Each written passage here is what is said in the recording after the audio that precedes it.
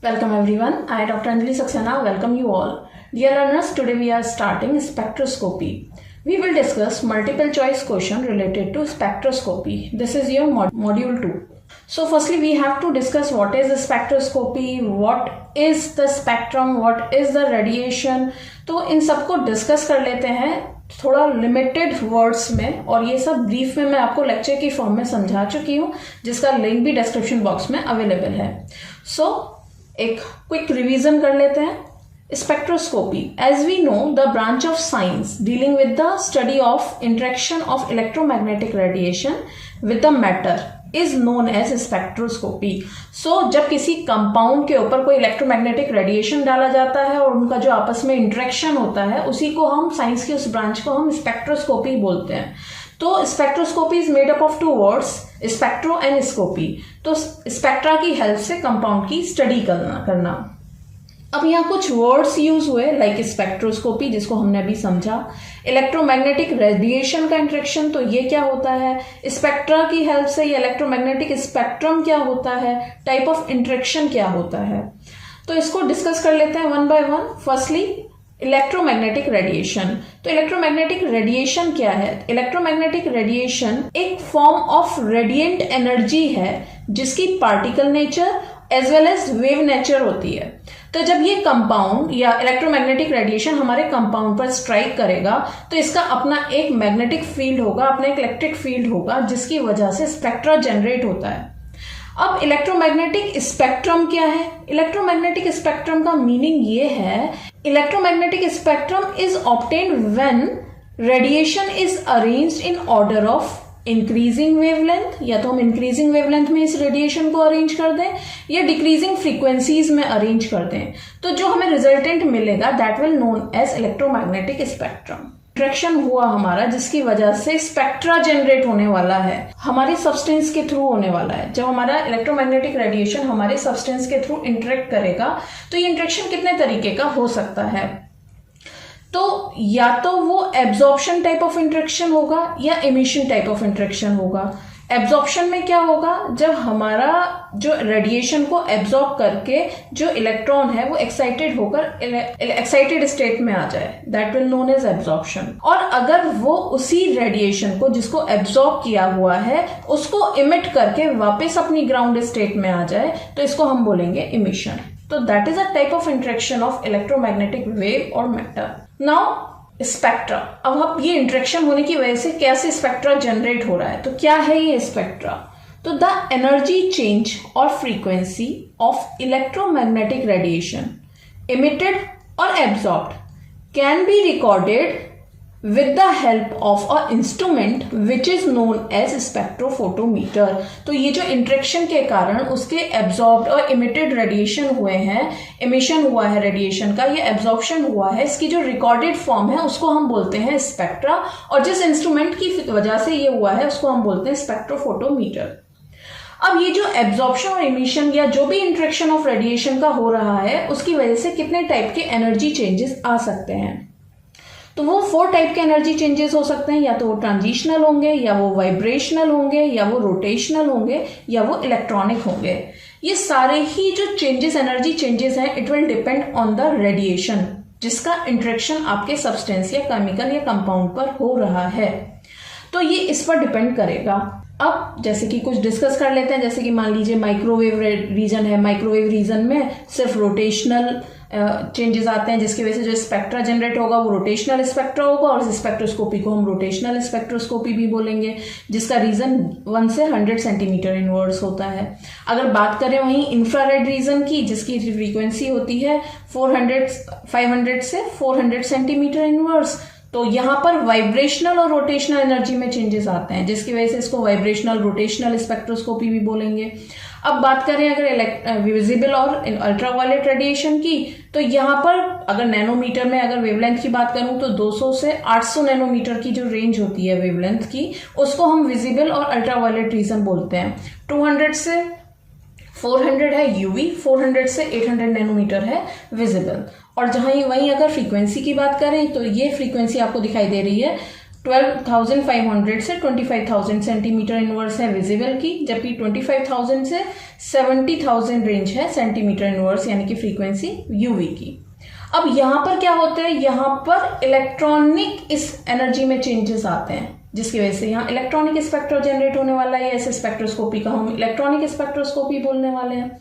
तो ये कुछ बेसिक था यहाँ तक कि क्या तो हमारा स्पेक्ट्रोस्कोपी होती है, क्या सब्सटेंस होता है, क्या रेडिएशन उस पर स्ट्राइक करने वाला है, तो क्या इंटरेक्शन होने वाला है, और इंटरेक्शन हो गया तो कितने तरीके के एनर्जी चेंजेस होने वाले हैं, और वो एनर्जी चेंजेस किन फील्ड्स में या किन रेंजेस में देखे जाते हैं। तो अब ये तो हमें समझ में आया, लेकिन स्पेक्ट्रोस्कोपी से क्या एडवांटेजेस हैं। तो डियर लर्नर्स, ये एडवांस टूल है किसी भी एटम या मॉलिक्यूल की स्टडी करने के लिए। जो सबसे एडवांस टूल है किसी भी कॉम्प्लेक्स ऑर्गेनिक कंपाउंड में अगर आप स्टडी कर रहे हैं किसी एटम और मॉलिक्यूल की, तो you have to take the help of spectroscopy.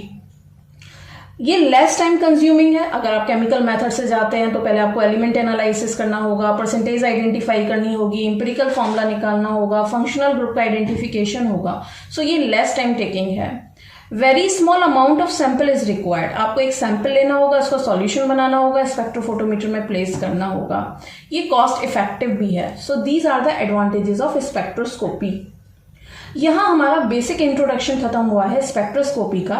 यहीं साथ में कुछ बेसिक रूल्स को भी कवर कर लेते हैं। देखते हैं, दो तरीके के बेसिक रूल हैं, एक है लैम्बर्ट्स लॉ और एक है Beer's law. If we combine these two laws that will known as Lambert's law, Beer's law. देखते हैं one by one, what is Lambert's law, what is Beer's law. Lambert's law, it states that when a beam of monochromatic light जो कि केवल एक wavelength के radiation हो, passes through a homogeneous absorbing medium, the rate of decrease of intensity of radiation with thickness of the absorbing medium is proportional to the incident radiation। इसको हम brief में पहले भी समझ चुके हैं, उसके न्यूमेरिकल्स भी पूरे अच्छे तरीके से डिस्कस कर चुके हैं। सपोज ये कोई एक सब्सटेंस है, यहाँ पर एक मोनोक्रोमेटिक बीम ऑफ रेडिएशन डाला गया और यहाँ से ये ट्रांसमिट हुआ। तो अगर इनकी इंटेंसिटी में कोई चेंज है, इंसिडेंट रेडिएशन और ट्रांसमिटेड रेडिएशन की, तो वो यहाँ पर एब्जॉर्ब हुआ होगा। तो that absorbance is directly depend on the path length of the substance और thickness of the substance. Where Beer's law state that if a monochromatic light passes through a solution, then absorbance will directly proportional to the concentration of the solution। देखते हैं इसका rule एक बार पढ़ लेते हैं। It states that when a beam of monochromatic light passes through a solution, the decrease of intensity of radiation is directly proportional to the concentration of the solution। So that is Beer's law। What will be its combined form?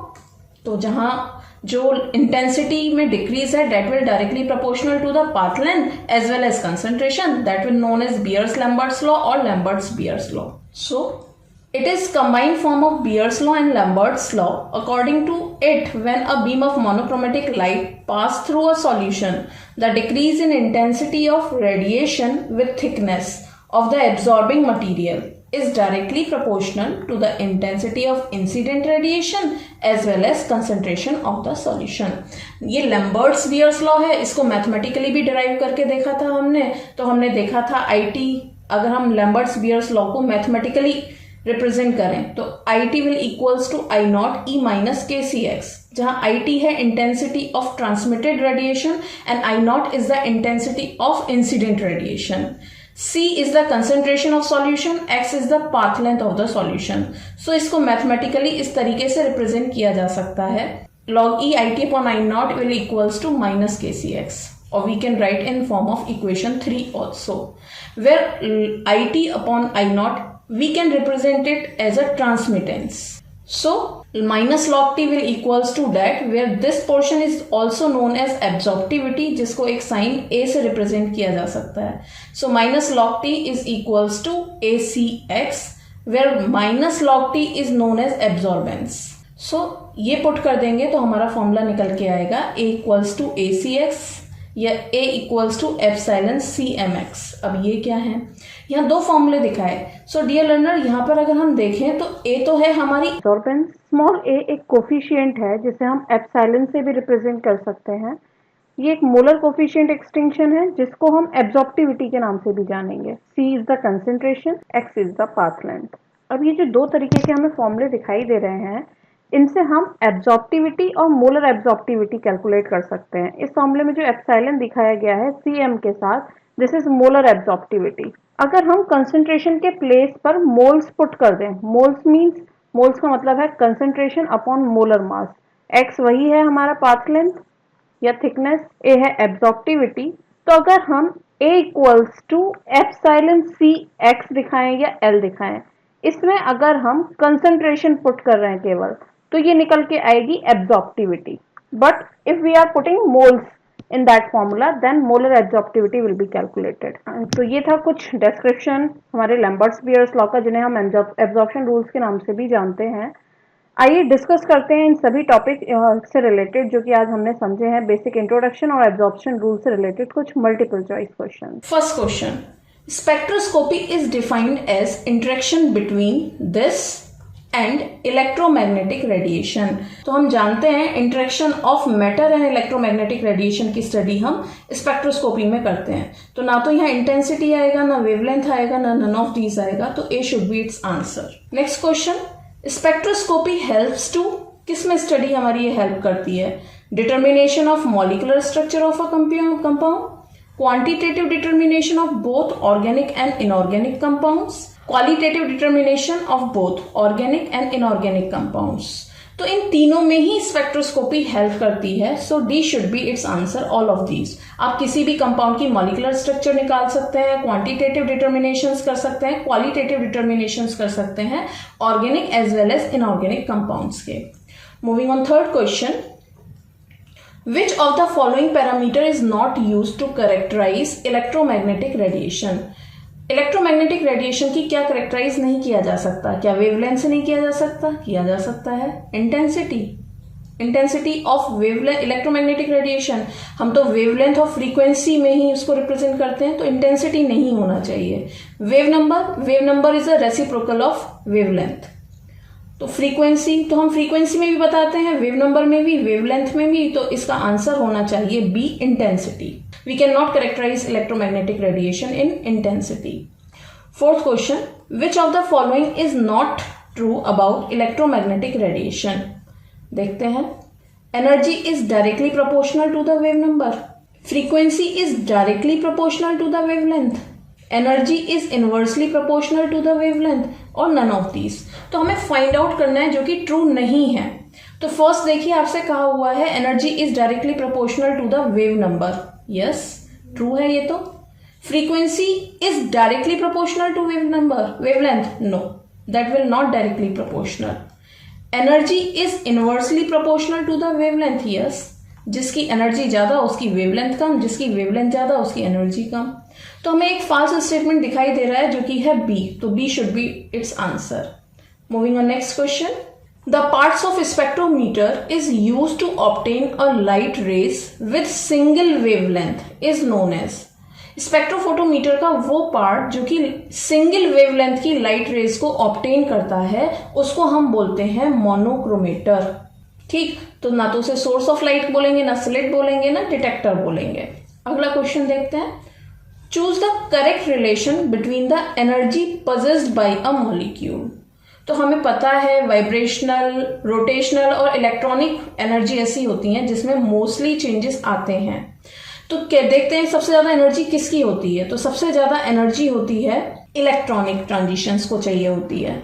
Electronic के बाद जो energy चाहिए होती है वो vibrational changes के लिए चाहिए होती है, और सबसे कम एनर्जी चाहिए होती है रोटेशनल के लिए इतनी कम एनर्जी चाहिए होती है कि वाइब्रेशनल अपने साथ रोटेशनल चेंजेस को इंक्लूड किए हुए होते हैं।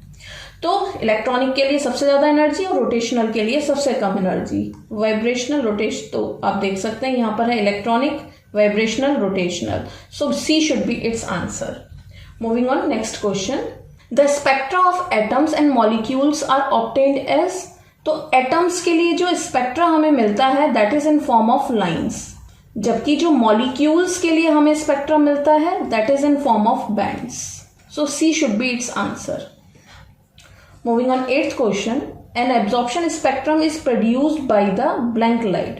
तो एब्जॉर्प्शन स्पेक्ट्रम हमें किसकी वजह से मिलता है? क्या वो हमें ट्रांसमिटेड लाइट की वजह से मिलता है, या स्कैटर्ड लाइट की वजह से मिलता है, या बोथ ऑफ दीज, या नन ऑफ दीज? तो वो हमें मिलता है ट्रांसमिटेड लाइट की वजह से। So A should be its answer.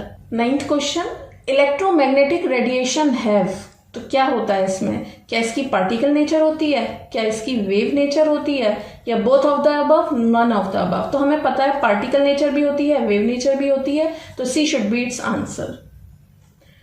Next है, electromagnetic radiation is obtained when radiation is arranged in. तो इलेक्ट्रोमैग्नेटिक रेडिएशन हमें कब मिलेगा? जब हम रेडिएशन को किस में अरेंज करें? क्या वो इंक्रीजिंग वेवलेंथ हो, या डिक्रीजिंग फ्रीक्वेंसी हो, या बोथ ऑफ दीज और नन ऑफ दीज? तो हमने देखा था जब हम रेडिएशन को इंक्रीजिंग वेवलेंथ या डिक्रीजिंग फ्रीक्वेंसी में अरेंज करें तो जो रिजल्टेंट होगा that will known as electromagnetic radiation. तो C should be its answer. Moving on next question, आ जाते हैं अपने लैम्बर्ट्स बियर्स लॉ के क्वेश्चंस पर। Lambert's law states that the rate of decrease in intensity of monochromatic light passing through a transparent medium with thickness of the medium is proportional to, वो किसके proportional होगा? Wavelength of incident light, जिस wavelength की light आ रही है उस पर, या intensity of incident light? Yes, intensity पर डिपेंड करेगा, तभी तो हमें पता पड़ेगा ट्रांसमिटेड और इंसिडेंट की इंटेंसिटी में कितना डिफरेंस है, जो कि हम एब्जॉर्बेंस कहेंगे या फिर हम ट्रांसमिटेंस निकाल पाएंगे। क्या वो वेवलेंथ ऑफ ट्रांसमिटेड लाइट पर डिपेंड करेगा? नो। क्या वो इंटेंसिटी ऑफ विजिबल लाइट पर डिपेंड करेगा? नहीं। तो जो भी इंसिडेंट लाइट है उसकी इंटेंसिटी पर डिपेंड करेगा। बियर्स लॉ का क्वेश्चन देखते हैं। Bears law states that the intensity of monochromatic light passing through transparent medium decreases as, किसके साथ डिक्रीज होगा? of the absorbing substance increase arithmetically। तो according to this question intensity of monochromatic light जो transparent medium की है वो कैसे decrease होगा? किसके साथ साथ डिक्रीज होगा? एब्जॉर्बिंग सब्सटेंस के साथ अर्थमेटिकली। क्या पढ़ना चाहिए एब्जॉर्बिंग मीडियम में जिससे कि इंटेंसिटी ऑफ मोनोक्रोमेटिक लाइट जो है वो डिक्रीज हो जाए? तो बियर्स लॉ के अकॉर्डिंग तो वो कंसेंट्रेशन था, ना तो वॉल्यूम था, ना कॉस्ट था, ना स्टैंडर्ड ऑक्सीडेशन पोटेंशियल था। So B should be its answer. Moving on next question, the magnitude of molar absorption coefficient is dependent on the wavelength of incident beam of radiation and. तो जो molar absorption coefficient है जिसको हमने A equals to epsilon CL कहा था, तो molar absorption coefficient जो होगा वो इंसिडेंट रेडिएशन की वेवलेंथ के साथ साथ किस पर डिपेंड करेगा? क्या वो physical state of absorbing substance पर डिपेंड करेगा? क्या वो chemical nature of absorbing substance पर डिपेंड करेगा? थर्मल एनर्जी ऑफ सब्सटेंस पर डिपेंड करेगा? या electrical conductivity of absorbing substance पर डिपेंड करेगा? सो डियर लर्नर्स, जो magnitude of molar absorption coefficient है it depends on intensity of incident beam of radiation as well as chemical nature of absorbing substance. So B should be its answer. 14th question, if the intensity of transmitted light I naught is the intensity of incident light, K is the constant for wavelength, L is the thickness, C is the concentration. So IT is equals to I naught E की power minus KL। ये किसको represent करता है? तो आप इस statement में देखिए, अगर ये IT है ट्रांसमिटेड रेडिएशन, I नॉट है intensity of incident radiation, L क्या है? Path length. क्या यहाँ पर कंसेंट्रेशन दिखाई दे रही है आपको? नहीं। सो ये क्या होना चाहिए? That should be Lambert's law. Moving on next question, absorbance क्या है? हम जानते हैं पहले एब्जॉर्बेंस हम कैसे लिखते हैं। This is the formula for absorbance. तो रेसिप्रोकल होता है बेस लॉग 10 के। तो B should be its answer. Moving on next question, limitation of Beer's Lambert's law is. क्या लिमिटेशन है लैम्बर्ट्स बियर्स लॉ की? So dear learners, Beer's and Lambert's law की जो लिमिटेशन है वो ये है, it applies only the solution of dilute concentration. ये केवल डाइल्यूट सॉल्यूशंस पर अप्लाई होते हैं। देखते हैं जरा, it governs absorption behaviour of solution at high temperature, at low temperature. It governs absorption behavior of dilute solution only. It governs the absorption behavior of concentrated solutions only. So C is the limitation of Lambert's Beer's law. ये केवल dilute solutions पर ही apply होता है। Moving on next question, the absorbance is directly proportional to. Absorbance किसके proportional होती है directly? क्या वो वेवलेंथ की होती है, क्या वो पाथ लेंथ की होती है, क्या वो कंसेंट्रेशन की होती है, या कंसेंट्रेशन एंड पाथ लेंथ दोनों की होती है? तो आप जानते हैं लैम्बर्ट्स बियर्स ने आपको बताया इट डिपेंड्स ऑन या directly proportional to concentration as well as path length. So Lambert Beer's law को कैसे दिखाया जा सकता है, जिस पर आप फॉर्मूले सॉल्व करेंगे? A equals to epsilon CL आपको बताया था अभी, ये फॉर्मूला है जिस पर आप न्यूमेरिकल्स भी करते हैं, और ये फॉर्मूला या रिलेशन हमें A में दिखाई दे रहा है, तो A should be its answer. Moving on 19th question, according to Beer's Lambert's law where epsilon is, epsilon क्या है? क्या वो एब्जॉर्बेंस है? नो। क्या वो मोलर एब्जॉर्प्टिविटी है? हाँ। Path length? No. Transmittance? No. तो B should be its answer. Moving on next question. What is the concentration of a solution which has abundance of? तो ये हमें एब्जॉर्बेंस दे रखा है in a cell with 1 centimeter path length. तो ये हमें path length दे रखी है।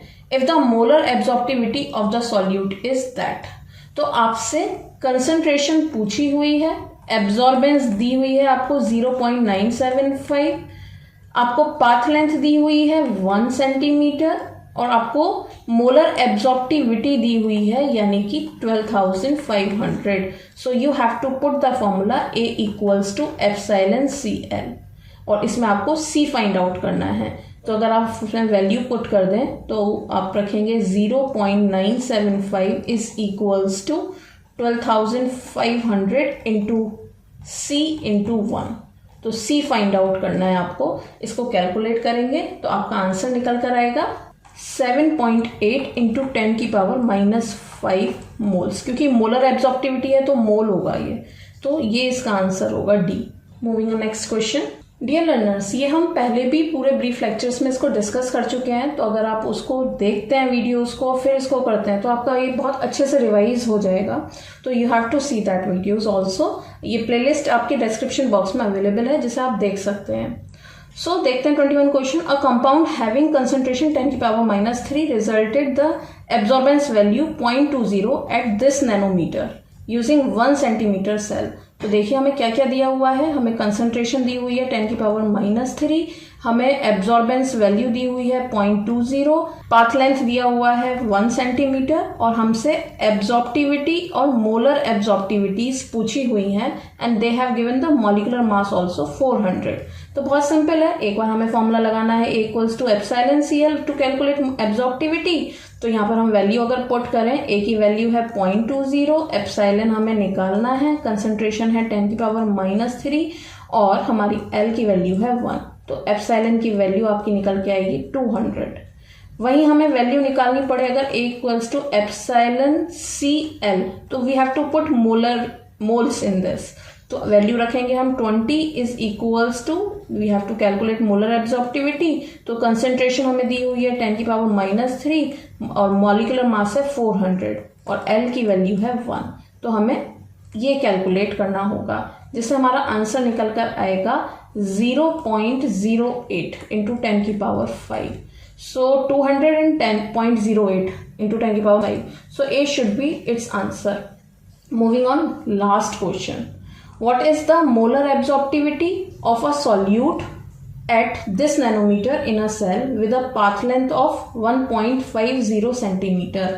If the absorbance is that, solution is 0.4852।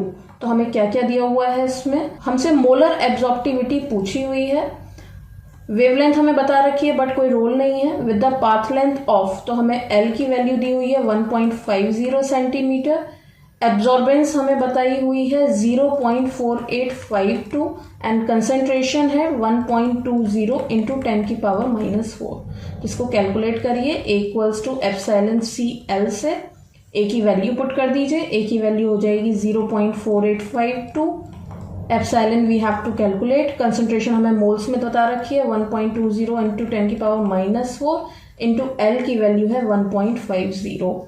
तो जब आप कैलकुलेट करेंगे तो एप्सिलॉन यानी कि मोलर एब्जॉर्प्टिविटी की वैल्यू निकल कर आएगी 2.69 into 10 की power 3 liter per mole centimeter.